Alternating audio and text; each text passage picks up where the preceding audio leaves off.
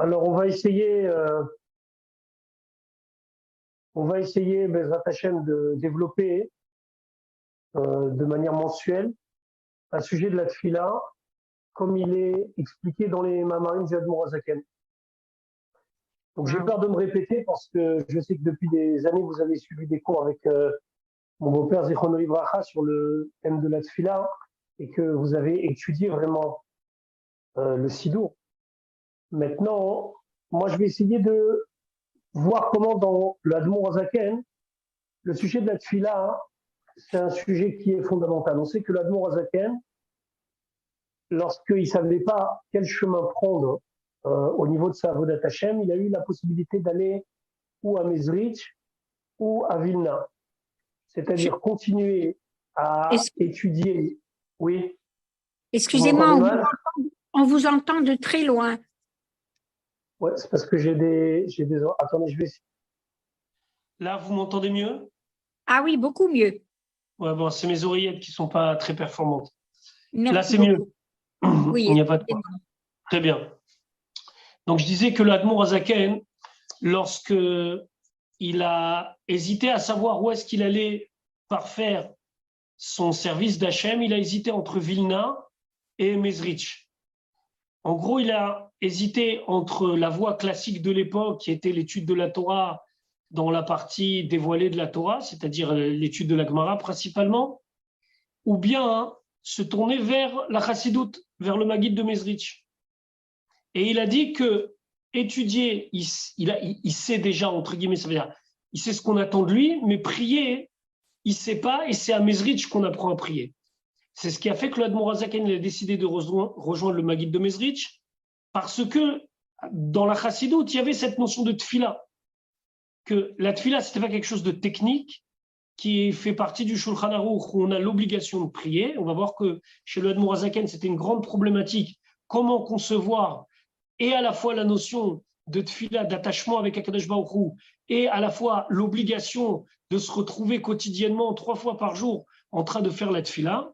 Comment concilier les deux? Comment être capable de à la fois s'investir dans la technique de la tfila, mais aussi ne pas oublier que la tfila, c'est avant tout ce qui nous permet de nous connecter avec Akadosh Baruch Hu, pas de manière sichlite, pas de manière intellectuelle, même si on va voir que dans la Chassidoute Chabad, il y a cette préparation à la tfila, qui est une préparation par l'étude de la Chassidoute, et donc une préparation pour que la tête, entre guillemets, le cerveau, prenne conscience de la grandeur de Dieu, prenne conscience du moment, et on se met à prier. Ça, c'est la fameuse achana la tfila.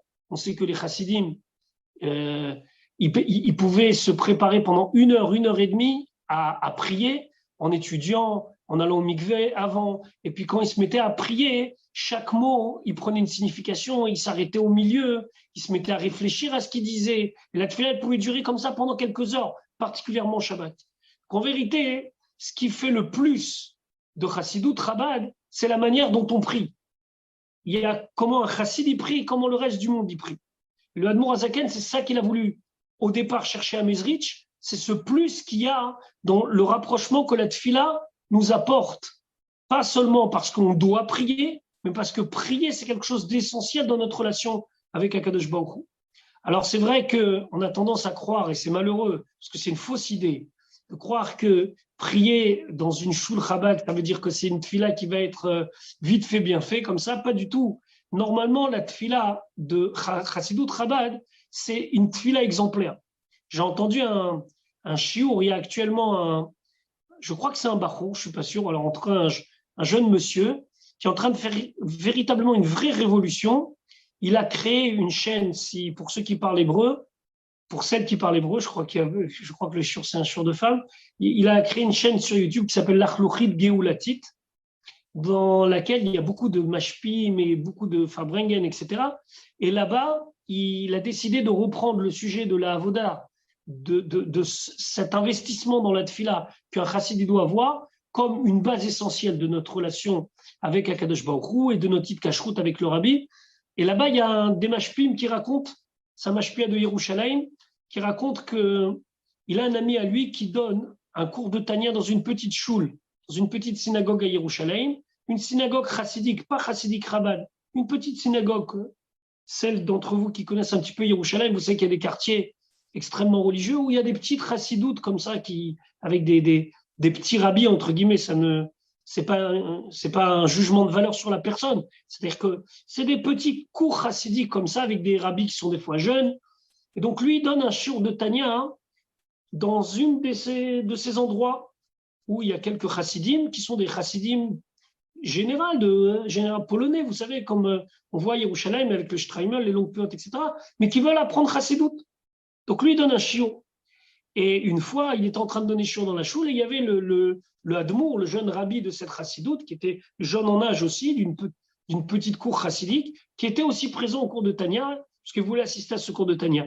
Et ils étaient arrivés vers la fin du Tanya, à la lettre 24 de Igeret HaKodesh, où le Admour Azaken, il parle de la gravité de parler pendant la tfila, etc., etc., et puis qui dit que normalement, celui qui parle pendant la tfila, il doit s'asseoir par terre et de demander à 3 personnes devant que Dieu lui pardonne, etc. Je vous invite à regarder, c'est assez remontant, on va dire comme ça. Et ce jeune Rav, ce jeune Admour, il a demandé à s'asseoir par terre, à accueillir 3 chassidim. Les chassidim, je me dis, c'est pas possible. Un rabbi, il peut pas. Il dit, moi, je veux vous montrer combien c'est important, ce qu'il dit le Admour Azaken, de respecter la tfila, de ne pas parler, etc., etc. Ça, c'est une introduction pour bien comprendre qu'en vérité, on se trompe en pensant que la tfila, elle doit être faite comme ça, tchik-tchak. La tfila ne doit pas faire tchik-tchak. C'est sûr que c'est pas la même chose. Un mincha d'un mardi après-midi qu'une tfila de Shabbat, mais en tout cas, savoir que la tfila, c'est une connexion avec Akadosh Baruch Hu.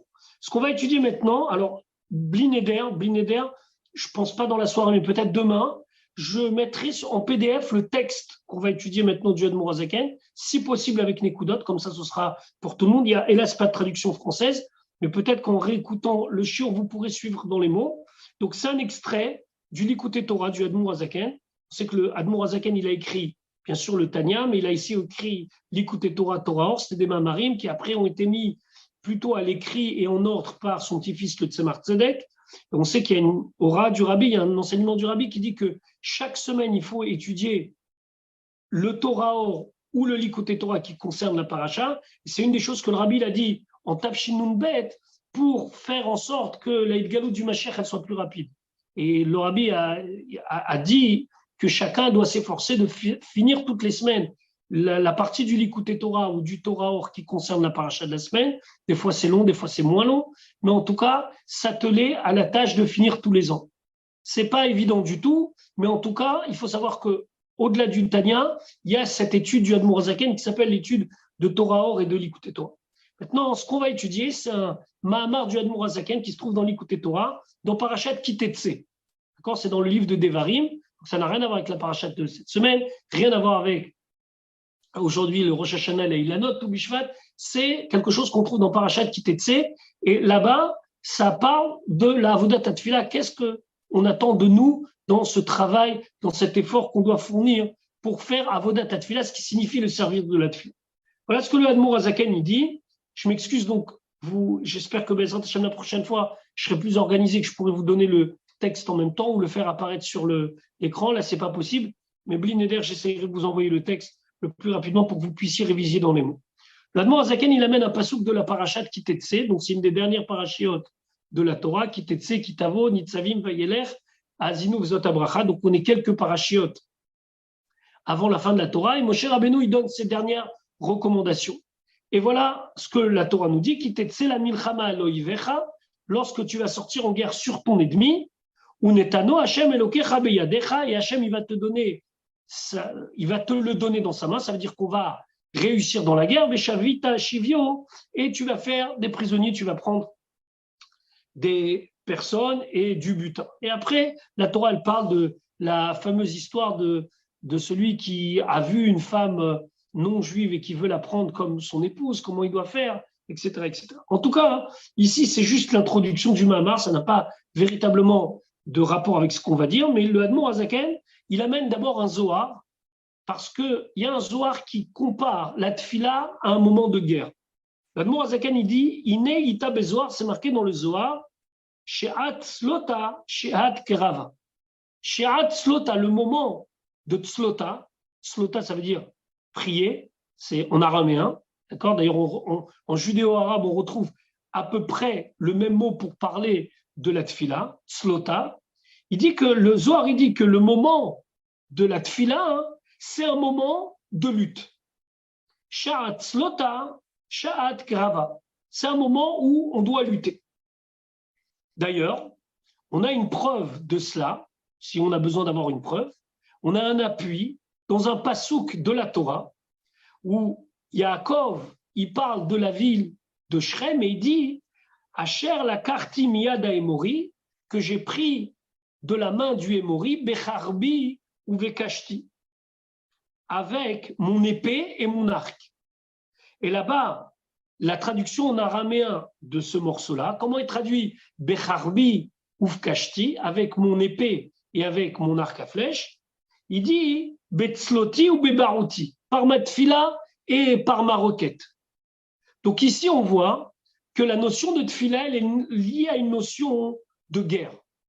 Ça veut dire que c'est un moment qui est difficile. De la même manière qu'au moment où on part en guerre, on sait qu'on va avoir des moments où il va falloir lutter jusqu'à la victoire, il faut savoir que chaque tfila, c'est un moment où on sort en guerre. C'est un moment de crave, un moment où on doit absolument lutter. Alors, si on veut regarder les choses dans leur sens simple, on pourrait se dire, bon, c'est facile ce qu'il dit le Admor Hazaken, parce que le Admor Hazaken, il dit qu'il faut comprendre ça. Bon, alors, c'est très simple, parce que la tfila, c'est vraiment un moment difficile. Il faut être concentré, il faut s'investir dans des mots qui, des fois, ne veulent rien dire pour nous, ou même si on comprend ce qu'on dit dans le sens traduction des mots, c'est pas toujours que ça nous parle. Je vais vous donner un exemple. On dit que les psuké des Imra, donc ces chapitres de Teilim que l'on dit avant Asia Shir Moshe, les psuké des Imra entre Baruch She'amari Ishtabar sont censés réveiller chez nous la réflexion de la grandeur de Dieu. Il faut savoir que déjà, Alpi Halacha, sans rentrer maintenant dans la Chassidut, Alpi Halacha, c'est marqué qu'un homme, la personne qui prie, elle doit se préparer à la tfila en réfléchissant à deux choses, la grandeur de Dieu et la petitesse de l'homme. C'est-à-dire que les gens qui pensent qu'avant la tfila, on peut venir 2 minutes avant ou au milieu de la tfila et puis rattraper comme ça le train en marche, c'est pas si évident que ça, même Alpi Halacha. Alors c'est sûr qu'Alpi Halacha, ça s'accomplit sur l'Amida, qu'avant l'Amida, il faut prendre 1 seconde, 2 secondes, même pour celui qui n'étudie pas Chassidut, pour prendre conscience devant qui on se tient, combien il est grand et combien nous on est petit. Et ça, c'est une obligation qu'on peut retrouver dans le Shulchan Aruch. C'est sûr qu'après cela, on lutte pour garder notre concentration. Et donc, même si on veut se concentrer, même si on veut réfléchir, c'est pas toujours que ça nous parle. Quand, par exemple, on nous décrit combien Kadosh Baruch Hu il fait pour que tout soit en ordre dans les cieux avec les étoiles, etc. Tous les Alléluia qu'on dit entre Ashrei et Ishtabar, des fois, ce n'est pas des choses qui, particulièrement pour nous, vont nous réveiller dans la grandeur de Dieu. On va plutôt être réveillé de voir la grandeur de Dieu dans notre quotidien. On va se rendre compte combien Kadosh Baruch Hu, dans les petits détails de notre vie, il est là, présent, etc. Chacun va trouver les mots qui vont lui parler. Mais en tout cas, les Chachamim, nous ont fait tout un système avec, il y a des moments où il faut être assis, il y a des moments où il faut être debout, il y a des moments où il y a des choses à dire avec concentration, des choses qu'il n'y a pas à dire avec concentration. Donc on pourrait se dire que quand on nous dit Sha'at Slota, Sha'at Krava, que quand on nous dit que le moment de la tfila, c'est un moment de lutte, parce que Pashut, c'est dur, parce que c'est difficile de prier. Et quand Yaakov Avinu il dit Asher la karti miyad Emori becharbi ou bekashti, ça veut dire que vraiment, c'est une lutte. Une lutte, comme quelqu'un qui se bat avec une épée et avec un arc. Maintenant, ça c'est joli. On peut comprendre comme ça. Reste que cette difficulté qu'on a, elle n'est pas uniquement pendant la tfila.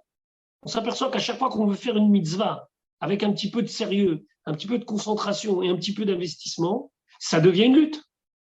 Ça devient une lutte. Shabbat aussi, ça peut être une lutte. Pour passer un Shabbat où ça soit plus de 24 heures d'élévation spirituelle, de faire que chaque Seouda de Shabbat, ça soit une Seouda d'élévation spirituelle, dans lequel on chante, dans lequel on dit des divrei Torah, dans lequel on s'imprègne de la Gdusha du Shabbat, etc., etc. C'est pas si facile que ça. C'est aussi une lutte. Chaque mitzvah, elle est toujours avec son côté où il faut s'efforcer pour faire la mitzvah. Des fois, on a envie de faire une mitzvah et puis c'est la flemme, et une autre fois, c'est une contrariété qui nous fait faire un petit peu le contraire de ce qu'on aurait voulu faire, et on est conscient. Et on est conscient de se dire, j'aurais dû faire mieux. Mais il semblerait que ça, on ne le dit pas sur toutes les mitzvot. Que les mitzvot, ça soit compliqué, que des fois on ne soit pas dans la mitzvah, c'est une chose. Mais il semblerait que lorsque le Zohar et le Targum Onkel aussi veut nous parler de lutte dans Torah ou mitzvot, il parle de la tfila. Que la tfila, c'est une lutte, que la tfila, c'est une guerre. Guerre contre qui? Une guerre comment? A priori, c'est une guerre interne dans nous. Et cette guerre-là, c'est ce qui nous permet de vaincre le mal qui est en nous jusqu'à l'éliminer. Et ça peut se faire que par la tfila. Mais pour l'instant, le Admor Hazaken, c'est un marque qui n'est pas très long, mais où il développe beaucoup d'idées. Il nous met les bases qu'il faut savoir que tfila égale lutte, égale guerre. Et il continue. Ou la avin, ma'inyan amilchama batfila. Il faut comprendre maintenant quel est le sujet qui lie le fait de lutter, et encore une fois, pas dans le sens simple, parce que sinon ce serait trop facile, mais pourquoi nos sages dans le Zohar, ils ont associé l'idée de lutte, de guerre à l'idée de tfila. Vegam, lama mitpalelim bechol yom. Et une autre question que l'Admor Hazaken y pose, et c'est la question à 1 million. Pourquoi prier chaque jour? Quel est le principe de la tfila?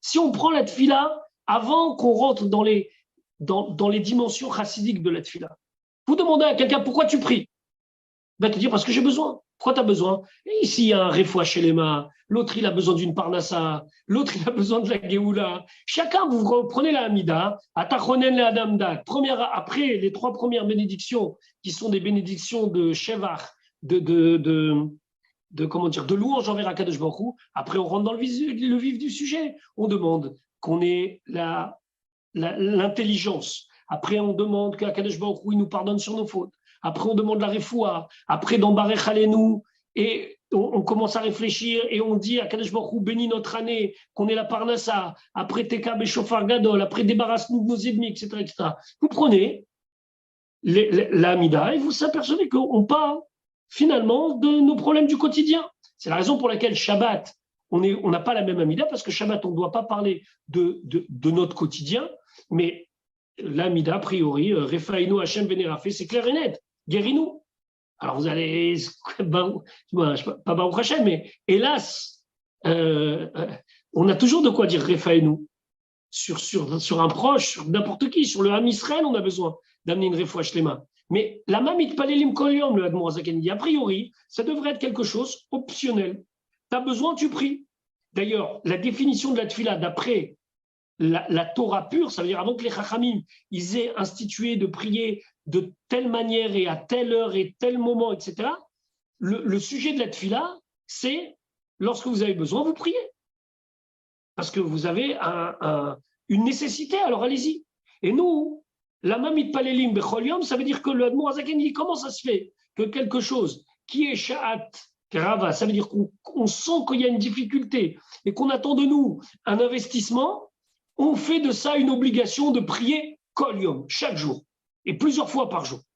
Franchement, on peut être motivé 1 fois, 2 fois, 3 fois, mais si on doit à chaque fois prendre les forces de prier comme il faut prier, c'est difficile. Et d'autre part, il y a une question plus, et si je ne ressens pas le besoin de prier, j'ai rien à demander.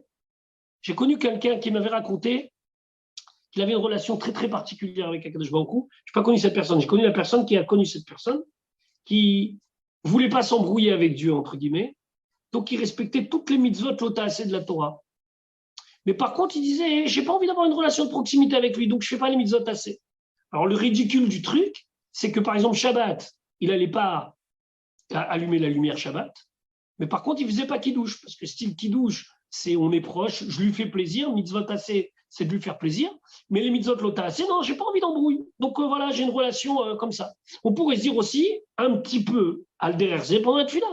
J'ai besoin, j'ai pas besoin, j'ai pas besoin. J'ai besoin d'une refoua shlema, je vais prier. J'ai pas besoin, je prie pas. Je ressens pas le truc, je prie pas. Barech Aleinu, au lieu de m'en remettre à Kadosh Baruch Hu, je vais m'en remettre à mon prochain rendez-vous de boulot pour m'investir dans mon prochain travail. Et donc on pourrait laisser la tefila comme quelque chose d'optionnel. Tu as besoin, tu demandes. Et pourtant, c'est une obligation de prier. Alors c'est ce qu'il demande le Admor Hazaken, la mamit palelim bechol yom. Pourquoi prier tous les jours et plusieurs fois par jour? Il ne le dit pas, ça c'est moi qui rajoute. Bechol yom. Donc maintenant, il va revenir sur l'historique de la tefila. Comment tout ça a commencé? Alors, quand je dis la tefila, il faut bien comprendre que la définition halachique de la tfila, ça signifie la Hamida. Si vous regardez purement les textes, depuis la Gemara jusqu'au Shulchan Aruch, tfila, c'est la Hamida. Et tout ce qu'il y a autour, c'est une préparation à ce moment, ou bien c'est comment faire que ce moment, il va redescendre petit à petit dans le quotidien. Maintenant, comment ça se fait compris? Alors, Iné, Amrou, Raza, les Chachamim, ils ont dit, Tfilot, Keneged, Temidim, Tiknun. Donc, Chachamim, quand ils ont voulu fixer les tfilot, donc le nombre de Hamidot et de tfilot qu'on allait prier, ils se sont inspirés du Korban Tamid. C'était quoi le Korban Tamid? C'est le Korban perpétuel. C'est un Korban qui se faisait 2 fois par jour, un Korban le matin, un sacrifice le matin, un sacrifice en fin de journée, un qu'on appelait le Tamid Shel Shachar, donc le Korban Tamid, ça veut dire quelque chose de constant du matin, et le Tamid Shel Ben Arbaim, celui de l'après-midi. Tous les jours au Beth Amikdash, tous les jours, Yom Kippour, Shabbat, Rosh Chodesh, tous les lundis, tous les mardis, il y avait Tamid, le matin, Tamid Ben Arbaim. Temidim Kesidran. Le Tamid, il ne bougeait pas. Le jour de Kippour, où le Kohen Gadol, il rentre dans le Saint des Saints, la journée, elle commençait par le Tamid Shel Shachar et finissait par le Tamid Shel Ben Arbaim. Qu'est-ce qui se passait la nuit au Beth Amikdash? Pas grand-chose, si ce n'est que les restes des corbanotes qui n'avaient pas vraiment eu le temps d'être consumés pendant la journée, on les mettait sur le misbéach et ils continuaient à brûler toute la nuit jusqu'au lendemain matin. Et le lendemain matin, tous les matins, c'était la même chose. Le Kohen, pas obligatoirement le Kohen Gadol, sauf le jour de Kippour, mais le Kohen, il montait sur l'autel, le misbéach, et il prenait un petit peu de déchets de la veille, ce qu'on appelait Troumata Deshen, il redescendait du misbéach, il déposait en bas. C'était le signal qu'on pouvait commencer le avoda du nouveau jour. Il y avait des Kohanim qui surveillaient est-ce que le soleil était levé, et on y va. Tamid Shel Shachar, Tamid Shel Ben Arbaim, et le soir, tous les restes qu'on mettait à brûler sur le misbéach.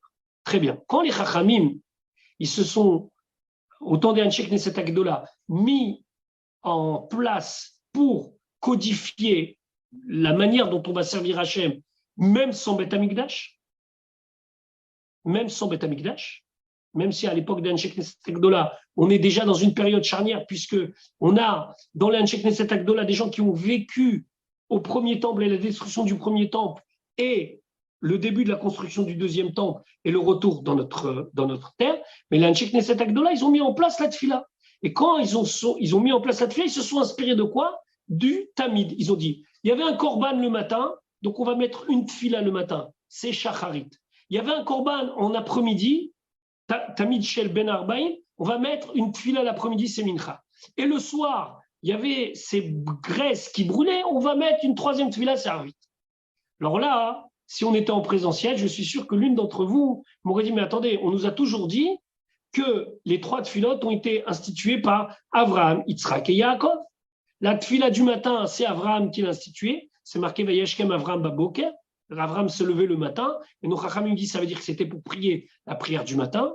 Sur Yitzhak, c'est marqué Vayetse Yitzhak la soir Bassadeh Lifnot Aref, que Yitzhak il est parti dans les champs pour parler vers le soir. C'est la tfila de Mincha. Et sur Yaakov, c'est marqué la fameuse fois où il a vu le rêve avec les anges qui montaient et qui descendaient. C'est marqué Vaivga Bamakom. Et les Chachamim disent Vaivga Bamakom. Ça veut dire qu'il a prié à l'endroit qu'il a rencontré, entre guillemets, où il est arrivé. Donc, il y avait une notion de tfila chez Avraham, Yitzhak et Yaakov. D'ailleurs, la Gemara, elle en parle dans Masechet Brachot. Mais là, on parle de la takana. La takana, ça veut dire quand est-ce qu'on a institué.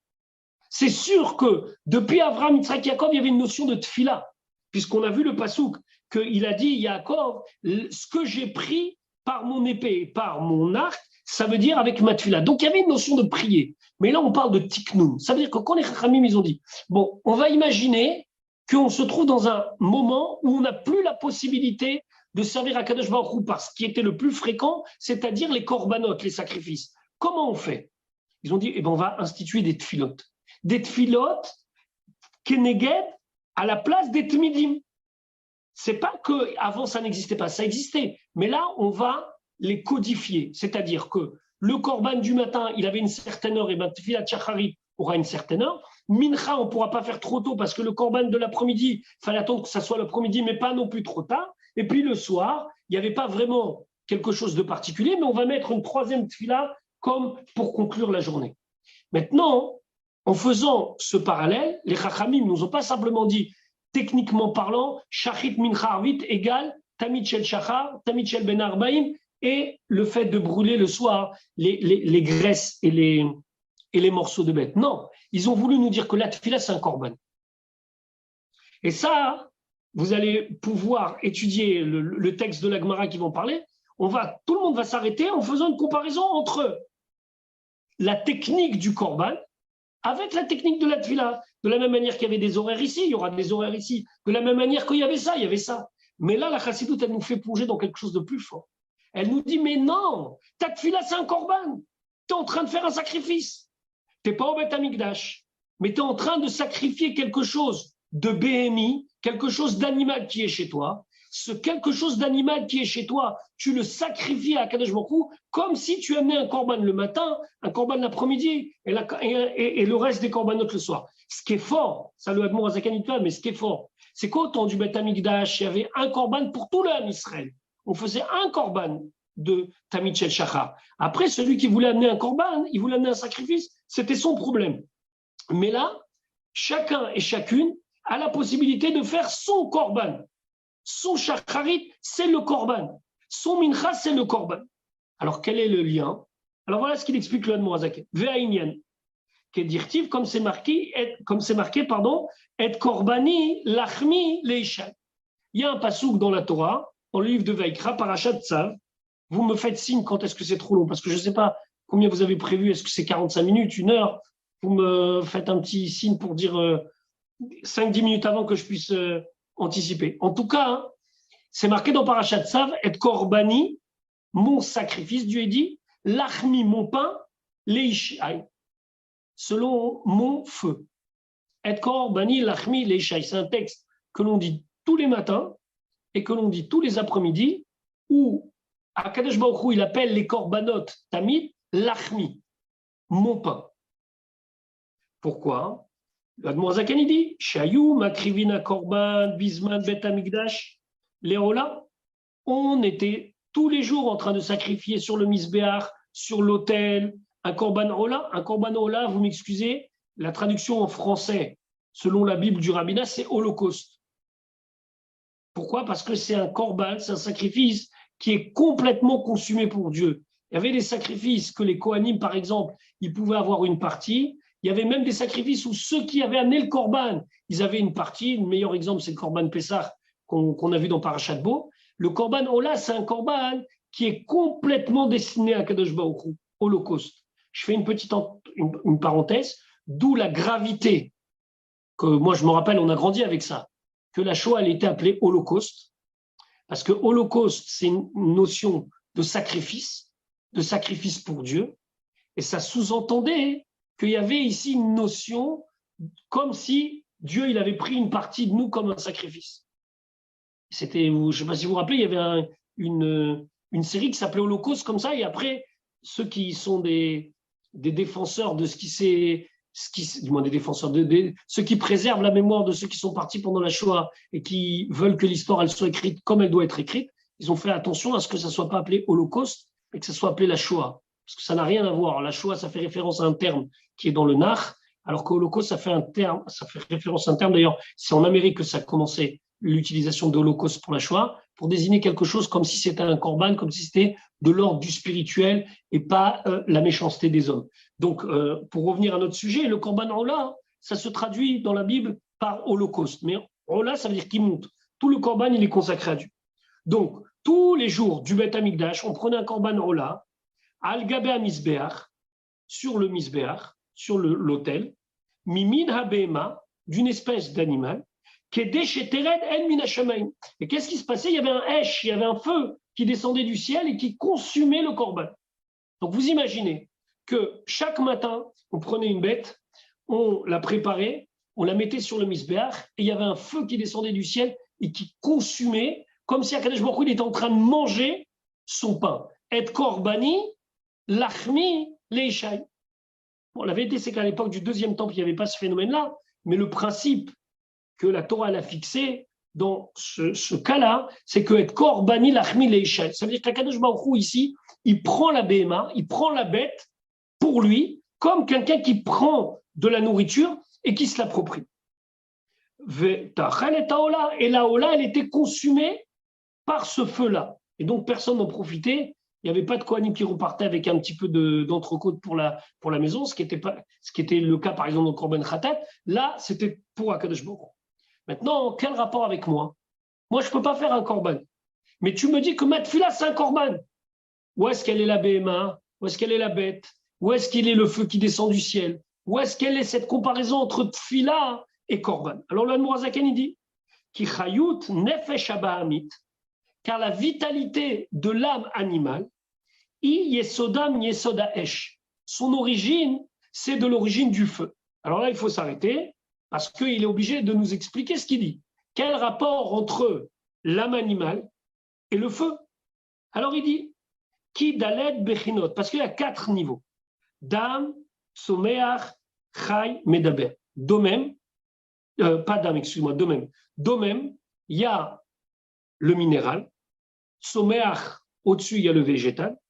Chay, il y a le vivant, l'animal. Et il y a le médaber, il y a celui qui parle, qui désigne l'homme. Quand vous regardez, c'est en vérité un au-dessus de l'autre. Il y a le minéral. Le minéral permet au végétal de pousser. L'animal, il est au-dessus du végétal et des fois, il vit en mangeant le végétal. Et au-dessus, il y a le médaber, il y a l'homme. Ben, ces 4 niveaux, ça correspond à 4 éléments de création du monde. M keneged dalet bechinot, qui sont esh, ruach, maïm et afar. On sait que le monde, il a été créé avec 4 éléments qui sont obligatoires. Le feu, l'air, le ruach, maïm, l'eau, et afar, la terre. C'est-à-dire que lorsque vous prenez n'importe quel élément, vous allez retrouver au final chacun de ces 4 éléments. Attention, des fois en déséquilibre. Je m'explique. Lorsque vous allez prendre une bête, vous allez sentir que la bête, elle a cette vitalité que vous ne retrouverez pas, par exemple, dans une plante. Pourtant, une plante, elle aussi, elle a une certaine vitalité, puisqu'une plante, lorsqu'elle est bien arrosée, elle pousse. Maintenant, vous n'allez pas retrouver de vitalité dans le minéral. Pourtant, on sait que dans le minéral, il y a aussi une force. C'est-à-dire qu'Akadosh Baruch Hu, il a dans chaque chose qui existe fait qu'il y ait Esh, Ruach, Maïm, Afa, le feu, le vent, l'air, l'eau et la terre. Ces 4 éléments, ils sont mis ensemble.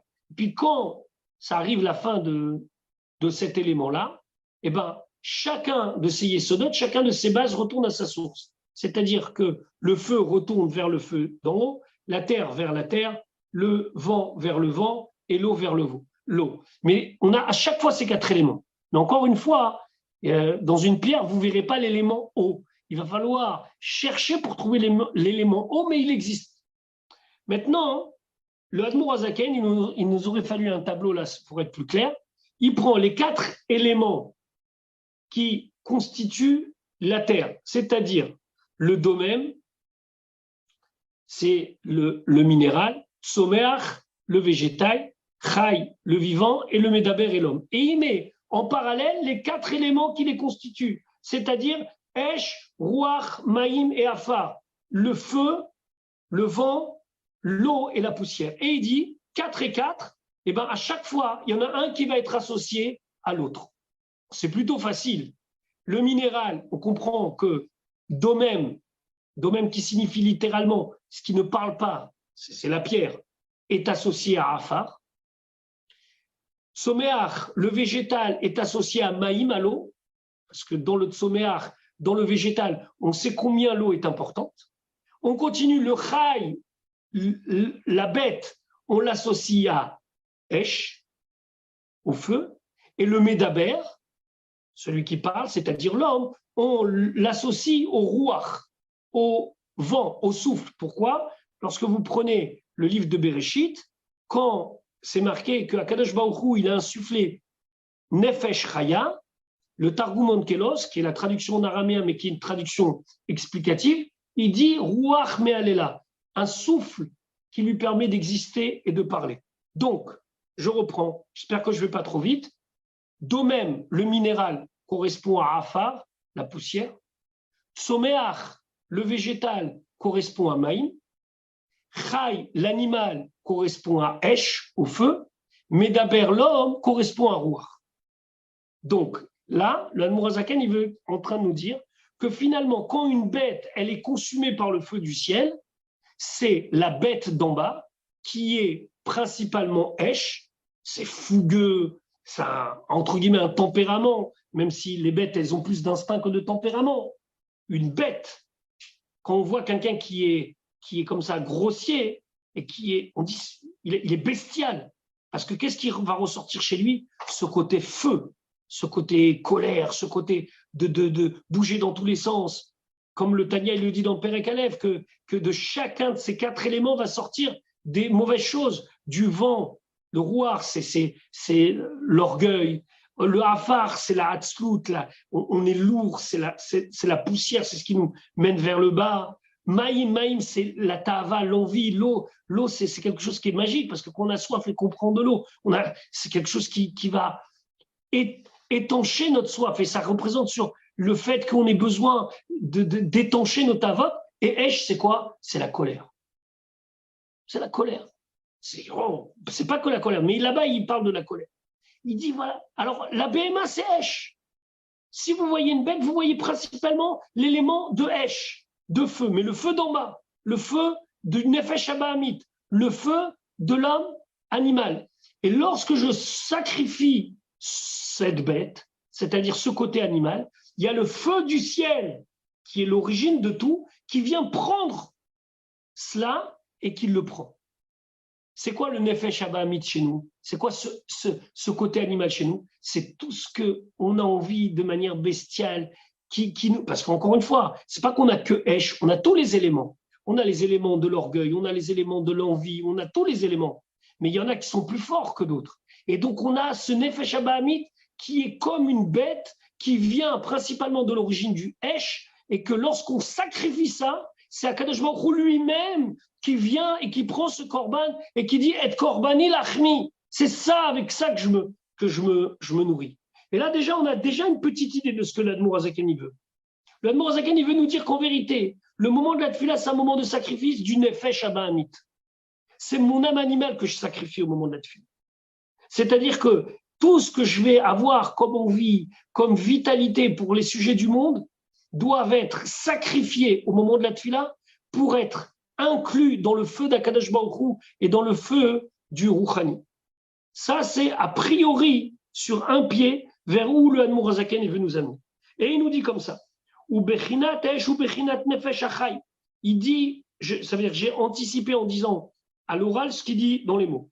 Le niveau de Esh, c'est le niveau du Nefesh Achai, du Nefesh de l'âme du Chai. Chai, ça désigne tous les animaux. Ou Prinat Ruach, et le souffle, ou Bechinat Medaber, ça concerne celui qui parle, c'est-à-dire l'homme, qui est dirtiv, comme c'est marqué, Vaïe Adam le Nefesh Chaya, pardon, je me suis trompé de Pasouk, c'est Vaïe Adam le Nefesh Chaya, et Tirgamon Kelo, son Kelo s'y traduit, les Ruach Me'alela. C'est un souffle de parole, ça veut dire que c'est l'homme. Et donc il dit le Admour Zaken, que Shaya Yored Esh Minashamaim, quand il y avait un feu qui descendait du ciel, Aya Nichlal Esh Shelemata Be'esh Shelemala. Ça faisait que le feu du bas, qui représente le feu qu'on trouve dans la BMA, qu'on trouve dans la bête, il s'incluait dans le Esh Shelemala. Ou Prinat Esh Shelemala Gamken ou Prinat Bema Vechaya. Et il dit que aussi, dans les mondes spirituels, le Esh, le feu du haut, ça représente Bema et Chaya. Comment? Là-haut, il y a Bema et Chaya. Dans les mondes supérieurs, que ici, il y a Bema et Chaya, et que dans moi, il y a Bema et Chaya, qu'il y a un côté animal. On le conçoit. Mais là-haut, comment on peut imaginer que là-haut, il y a quelque chose qui ressemble à un animal? Il dit bien sûr. Veshorsham, Bemerkava, Eliona. C'est la fameuse Merkava, le char céleste que Yecheskel a vu, Stam, un petit clin d'œil avec la Parashat Yitro, que la Parashat Yitro, on lit 2 fois dans l'année, Parashat Yitro et à Shavuot, la Haftara des 10 commandements, c'est le Masa Merkava. Et là-bas, Yecheskel, il voit des choses qu'on ne comprend pas. Et là-bas, il voit que dans le trône céleste, il y a des faces d'animaux. Il y a Pnei Aryeh, Pnei Shor, Pnei Nesher et Pnei Adam. Il y a 4 choses là-haut. Il y a Pnei Aryeh, il y a la forme d'un lion, Pnei Shor, la forme d'un taureau, Pnei Nesher, il y a la forme d'un aigle, et Pnei Adam. Vous êtes consciente qu'il n'est pas question ici de parler de quelque chose de physique. Mais ça veut dire que si on remonte tout doucement, on comprend que le Nefesh Achai, en bas le feu du Nefesh Abahamit, peut être inclus dans le Esh chez les Malas, dans le feu d'en haut, qui lui-même prend son origine dans le côté Behema que l'on retrouve dans la Merkava. Et le feu, c'est lequel des 4? C'est lion, c'est l'aigle, c'est le taureau ou c'est l'homme? L'Admor HaZaken, il dit Vezeh ou Aryeh de Achid Korbenin. On sait, nos Chachamim ils disent que la forme du feu qui venait du ciel pour consumer le korban, c'était un Aryeh, c'était un lion. Donc je reprends. En bas, je mets un korban. Le côté béhémi, le côté animal du korban, c'est le côté esh, cette bestialité. Lorsque le korban il est accepté par Akadosh Baruch Hu, c'est le feu du ciel qui vient prendre ce korban. Parce que le feu du ciel lui-même, il est lié avec l'image de Aryeh, de lion, que l'on trouve dans la Merkava, dans le trône céleste. Et là, la chaîne, elle est bouclée. Mais tout ça, c'est à l'époque où il y avait le Beth Amikdash. C'est à l'époque où on pouvait faire le korban. Qu'est-ce qu'il en est aujourd'hui? Alors, le Admor HaZaken, il dit, ou Mishecharav Beth Amikdash tiknu anshe knesset agdola hatfila. Et bien, depuis que le Beth Amikdash il est détruit, bonne nouvelle, Akadosh Baruch Hu, il a donné au anshe knesset agdola cette force d'instituer la tfila.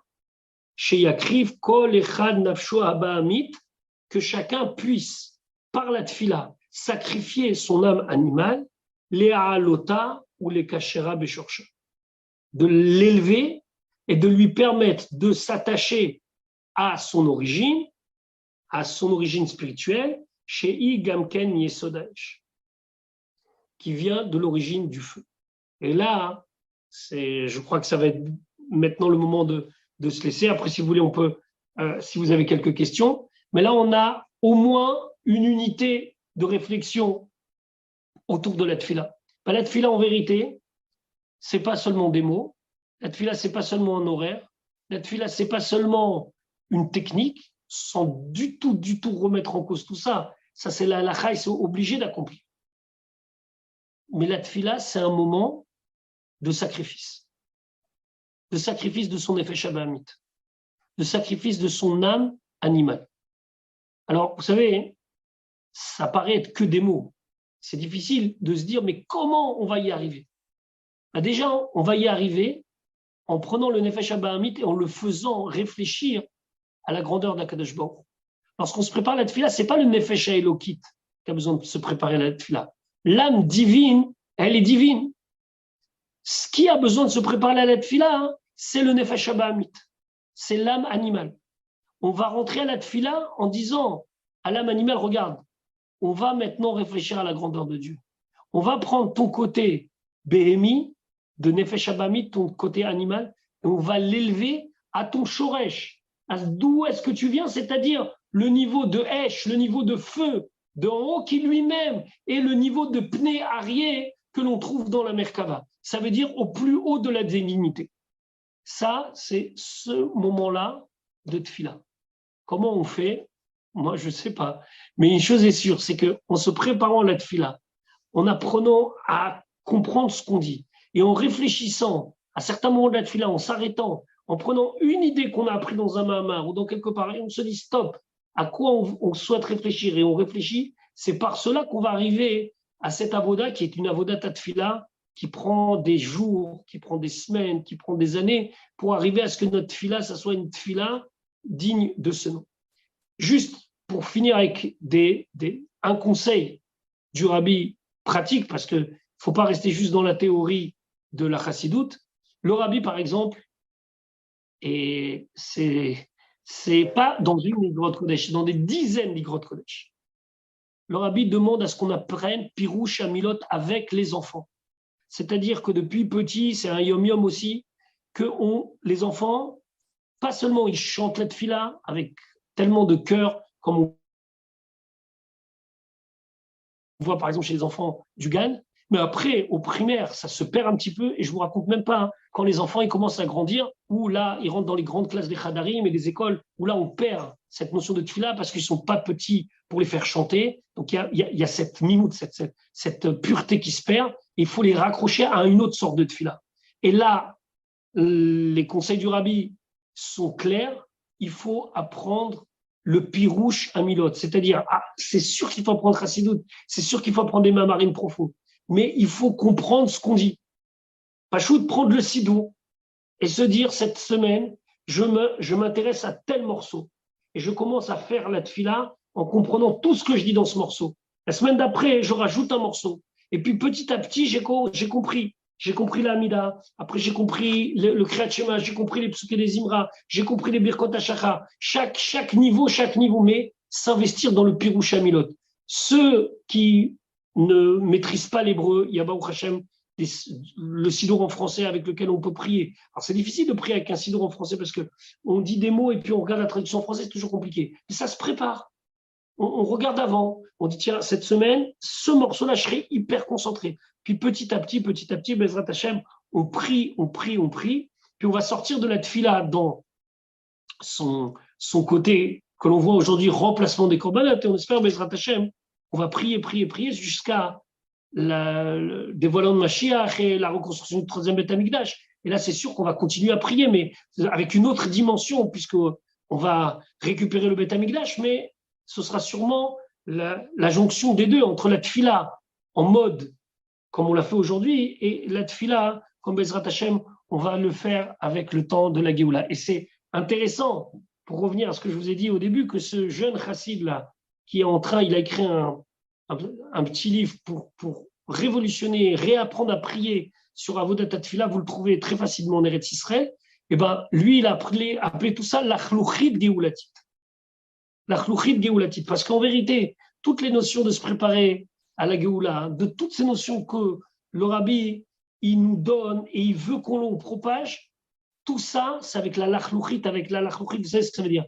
Avec le goût et la manière d'être de quelqu'un qui prend en main cette fila, et c'est ce qu'on souhaite Bezrat Hashem pour que ça soit le plus rapidement possible. Je ne sais pas comment le cours il va évoluer, mais comme j'ai dit à Madame Ben Yaya, et que je le répète, et ce n'est pas juste un mot d'humour, mais c'est vraiment comme ça, on souhaite Bezrat Hashem que très rapidement, mon beau-père il revienne avec nous, parce qu'il nous a laissé beaucoup trop de travail, et il n'y a que lui qui peut faire tout ce qu'il faisait, même si nous on essaye de pallier un tant soit peu à ce qu'il faisait, mais Bezrat Hashem, on puisse mériter de le voir très rapidement avec nous.